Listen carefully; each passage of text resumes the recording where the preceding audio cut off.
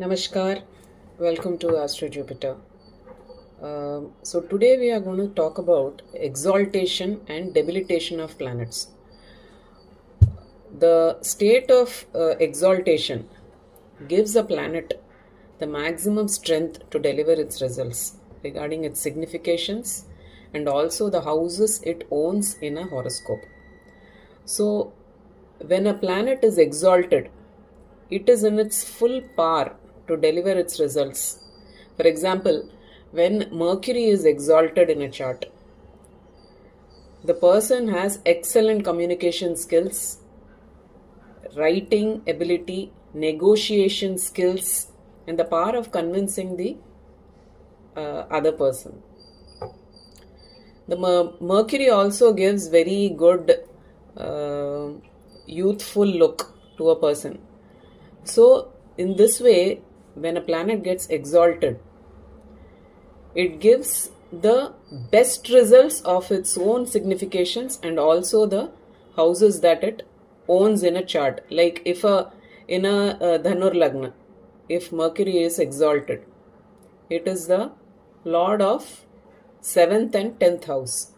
So it gives very good results exalted in the 10th house, giving great opportunities for the native to excel in fields like law, astrology, and consultation, arbitration, and so on and so forth. But there are certain degrees of peak debilitation or peak exaltation, as they call. What is this peak exaltation degree? Similarly, what is debilitation? Debilitation means where the planet is with a very low capacity to deliver its results, be it in respect of its significations or its lordship of the houses in the chart. For example, when the Jupiter is debilitated in a say Aries ascendant chart, the father of the native will be very dependent personality. He will not be a very strong personality. And also the native will also have difficulties in higher learning. Since Jupiter owns the 9th and 12th house, since the 9th house lord is debilitated, he will have difficulties in pursuing higher degrees or higher education. So, what are the degrees of exaltation and debilitation for each planet?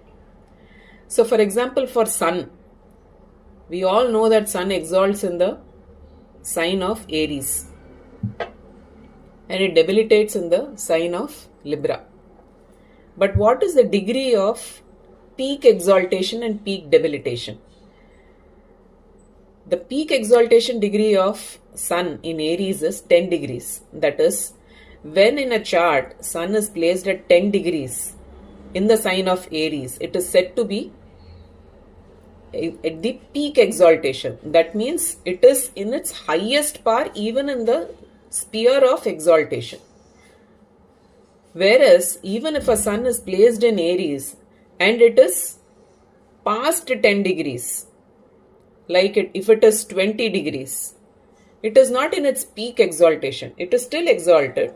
It will give results of exaltation, but not to the extent of the Sun that is placed in the peak exaltation degree of 10 degrees. So similarly, the peak exaltation degree becomes the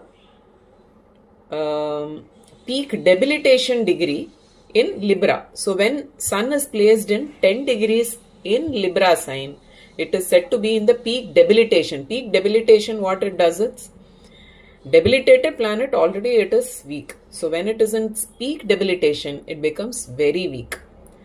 So this exaltation debilitation also needs to be checked in the divisional charts, especially the Navamsha. Since Navamsha shows the true strength of the planet, even if the planet is shown as exalted or debilitated in the Rashi chart or D1, if it gains strength, if it is placed in its own sign, or if it is exalted in the Navamsha, we have to take it as an exalted planet only, since the Navamsha shows the true strength of a planet. So going on to Moon. Moon has its exaltation peak at 3 degrees in the sign of Taurus, and it has the peak debilitation point at 3 degrees in Scorpio.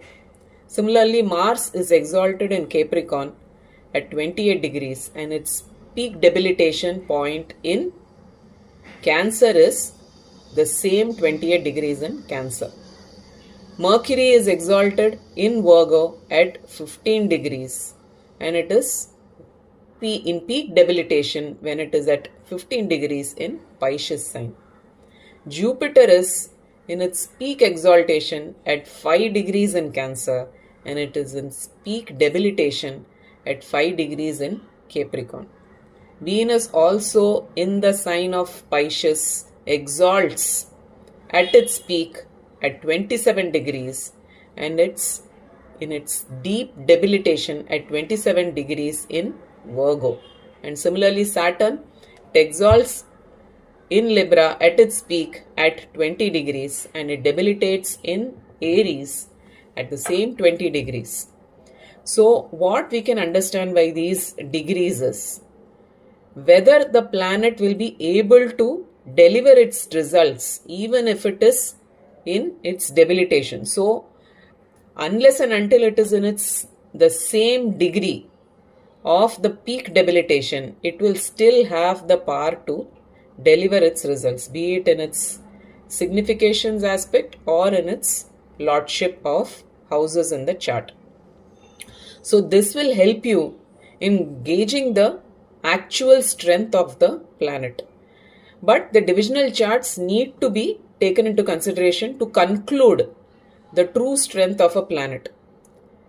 The Shadbal, or what they call the 6 strengths of the planet, need to be analyzed to come to the conclusion of how strong a planet is truly placed in our horoscope. So if you have learned even one element of astrology through this video, please like, share and subscribe to my channel. See you in the next video.